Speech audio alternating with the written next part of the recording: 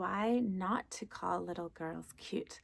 This is something dear to my heart. I have a 7-year-old, and it is not uncommon for us to go out and she experiences that the first thing people say is commenting on her appearance.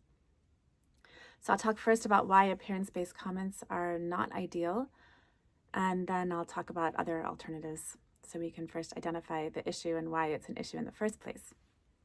So first thing is to remember that our intention is not the same as the impact. So even if your intention is to boost self-esteem, be loving and kind and gushy, it's not the same as what is the impact on the person that you're intending to love. The thing that happens when you tell a little girl commenting first on her appearance is that we're letting her know that that's the most important thing, because it's the first thing that we say, and it's the thing that my daughter will hear if we're in a public place many times in one day. So if she hears 50 times in one day how cute you are, and then one time someone asks her what she's interested in, it's kind of sending her a pretty big message. And it's sending a message that how she looks is up for evaluation by other people, and that they think it's important that she considers their thoughts about her appearance.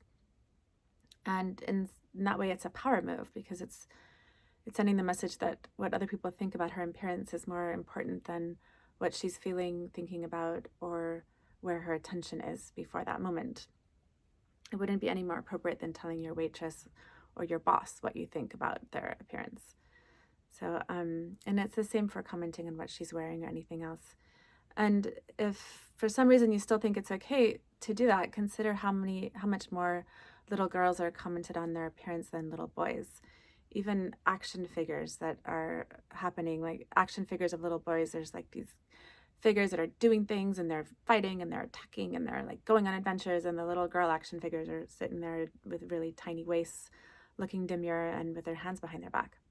So this is a cultural consensus consciousness that we have the opportunity to shift as we interact with little people.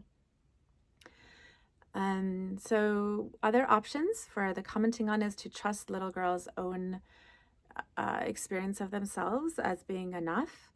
And you can do this by first, when you meet a little girl or a little person, just take them in, take a moment to open up your pores, your consciousness, and listen not only with your ears, but with your entire being to what's happening over there and where their state of consciousness might be. Notice what they're interested in, where they're looking, what they're listening to. And from there, in that place of silence, some conversation starter may arise from an actually connected place. And if you still can't think of anything, ask them what they're reading. Ask them, oh, do you hear that bird? Yeah, I see you listening. I'm curious about who it is.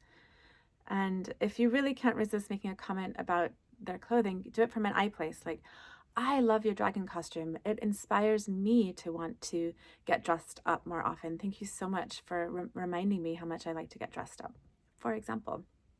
So again, thanks for listening. This is Bronwyn Isla. You can find out more about our schooling journey, which is a journey of unschooling, at sacredschooling.com. That's our website where we talk about all of our adventures and travels in learning all the time and discovering life and letting life be our classroom.